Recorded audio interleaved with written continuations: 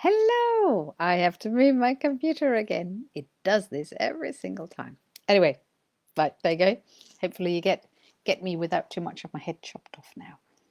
Um, it's Tuesday. It's coming towards the end of March. It's the 20th of March, and soon it'll be Easter.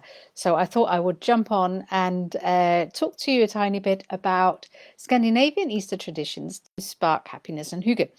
And I know I mentioned quite a fair bit about Easter in my last live talk, but this is kind of taking it deeper into Easter itself and not so much just around um, the the spring equinox, which was where I also mentioned Easter. Historically, they're tied together. They got like very deep roots going back to the Vikings and probably also beyond. But modern Eastern tradition in Scandinavia are, I guess a fair bit like Easter traditions around the rest of the world, but with some very specific Scandinavian traditions still attached that again originate back to pre-Christianity. If you're watching live with me today, don't forget to let me know that you're here. Hashtag live, ask me a question, send me an emoji. And if you're watching on replay, then please let me know. Hashtag replay. I'm gonna have a sip of my tea that I made. I've been working all morning, so this is kind of my little relaxation moment as well, and my little happiness and hygge reminder. And I don't know what it's like where you are, but yesterday we had a glorious spring day, sunshine. I saw the first butterfly, I believe, of the season, got very excited. And today it's freezing cold and rainy and windy, and there you go, that's March for you. So I hope you've got 10 minutes to settle in. I'll try and keep it a bit short today, and hopefully you've got some takeaways from my talk, because as always I do these talks really as a source of inspiration for you to take things away as well, to create your own traditions. I believe we need to celebrate as much as we possibly can, and looking to other people's traditions and what they do. We're not going to like all of them, but maybe there is like one or two ideas that we'd like that we can incorporate into our own life, and that can add that extra happiness and hygge element. So let's get started. Hot licorice tea, obviously, being Scandinavian. Okay, so I've made some notes. I will refer to my paper today. And yes, a lot of the traditions around Easter in Scandinavia are quite similar, and there are also some very big differences. So in Scandinavia, we call Easter påske, which is actually from the Hebrew Pesach, and or Passover. And obviously, Easter itself is a Christian tradition. And around 1200 AD, that's also when it kind of got mixed in with the existing traditions that the Scandinavian and the Norse people had around this time of year. And again, these are traditions that are probably quite similar to people around the other parts of the world. But what I always find really fascinating is that these old traditions were so ingrained in people that they stuck, even though Christianity got layered on top of it. So, a very ancient tradition around this time of year is that people will collect birch branches. Now, birch trees are a symbol of spiritual renewal, and I guess it's the celebration of spring. It's the celebration of the return of life, and I guess that's the same thing with Christianity. Like that is why we are celebrating Easter this time of year. Or maybe, we do it for different reasons, but it doesn't really matter. It is this synonymous feeling of renewal, of rebirth, as we're entering into spring and nature comes back to life, and we can feel that energy in ourselves as well. And Birch branches were historically collected and put into water so that you could enjoy them in your home as a very strong symbol of, you could basically, you could hurry spring along a bit by doing that, taking it in, seeing the leaves coming out. And pussy willow is another really lovely branch, to take in to see this. And often what we would do historically in my family is that because there's a lot of storms in the springtime, you go out and you actually pick up the branches that have recently been broken off in the storm in order not to damage the trees. So this is not about going out and taking things away from nature. It's about making use of what has already been discarded maybe by nature and giving it a second lease of life in your home. And that really, for me, is a true reflection of spring as well. And honoring the life that is still in these branches, even though they have been broken off the tree. And there is, in my book, nothing more beautiful than taking that birch branch into your house and actually seeing it come to life. It adds hope, it adds energy, and it adds a lovely focal point in your own home as well. So I should also say that birch branches were also historically collected to burn as a way of warding off evil spirits. And again, the traditions are slightly different across Scandinavia, but again, traditionally birch branches, because they are linked in with the spiritual renewal. And often it's also obviously birch branches that are used for making the fastelavnsris, which take place in February. And in Sweden, they've got like slightly different traditions around that as well. But they have a very big celebration, which is Walpurgis, and that's then later on in the spring as well. And again, slightly different in Norway and Denmark, because our biggest celebration of this then comes in the summer.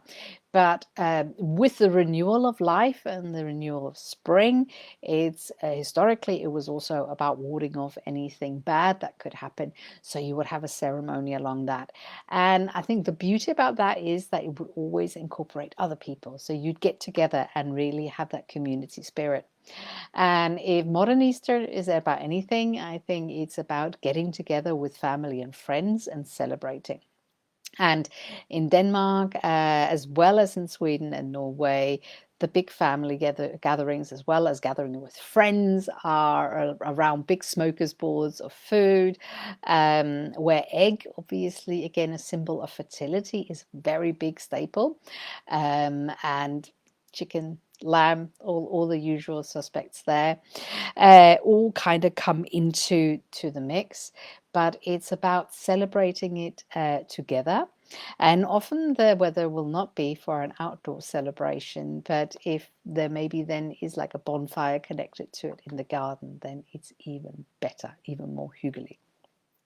Okay, so Sweden also has these really deeply rooted old traditions linked in with the witch hunt. And they have a tradition which is a bit similar to the Danish fastelavn, where the children will dress up and go from house to house and basically do trick and treating. So it's a bit like Halloween.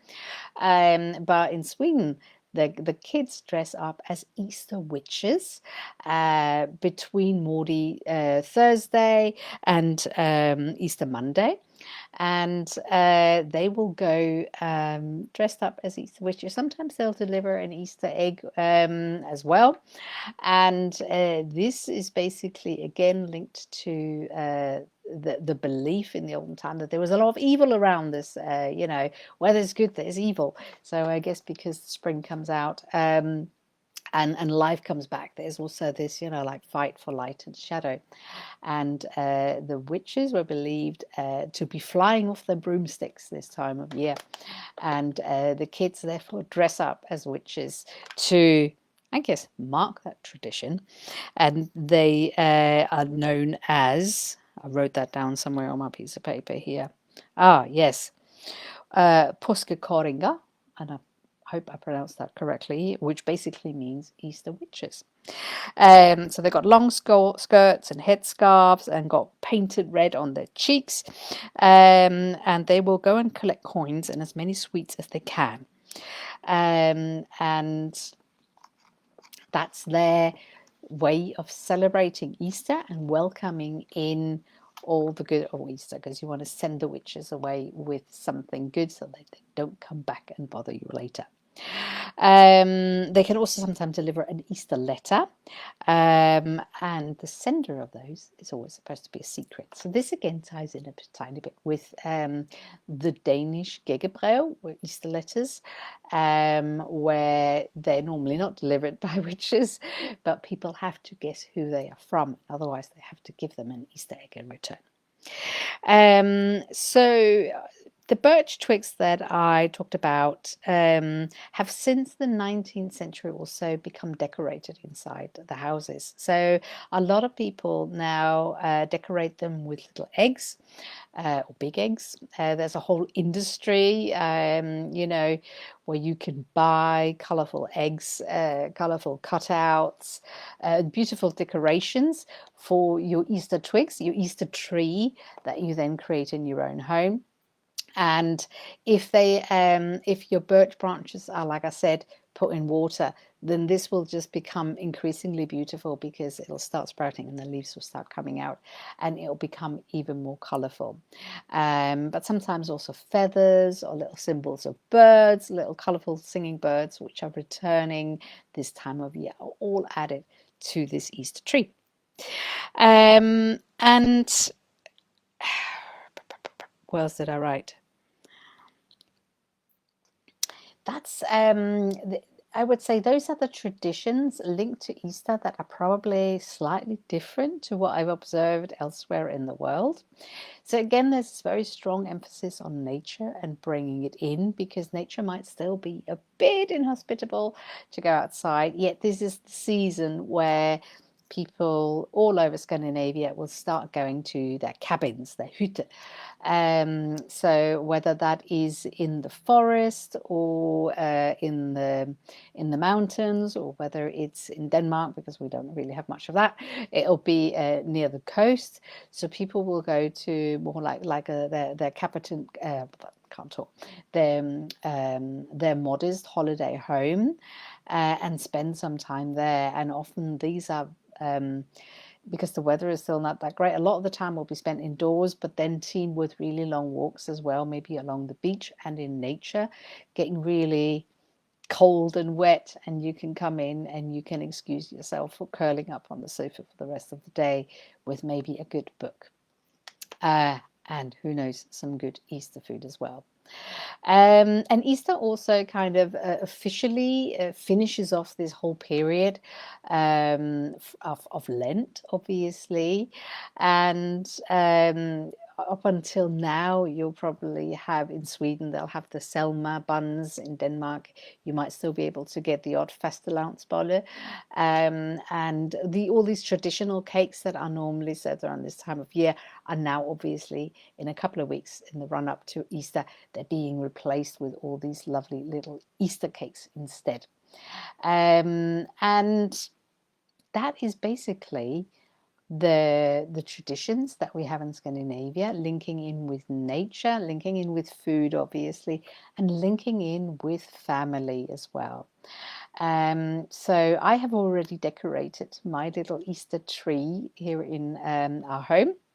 And I couldn't find my little Easter eggs this year.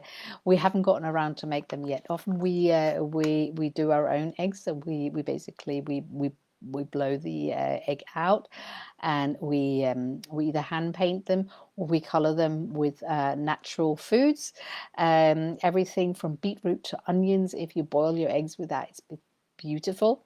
You can also obviously any hard-boiled eggs or eggs with shell on that you are serving in the Easter period, you can do the same thing. The flavor of the beetroot or the onion or whatever else you might use does not actually affect the flavor of the eggs, so it's really nice, and it just gives this really lovely colorful display. The Easter Bunny, I have to mention, obviously, the Easter Bunny as well, which very much in Scandinavia is a hare, or traditionally was, and came from German tradition, also a symbol of fertility. And the Easter hare or the Easter bunny also comes and hides the eggs. In the part of Denmark where I came from, it was a tradition to make your Easter nest outside safely somewhere for the Easter bunny to leave the eggs. And other places it's been tradition that the Easter bunny comes and leaves them maybe all over the house. And again, there's many different ways of incorporating this.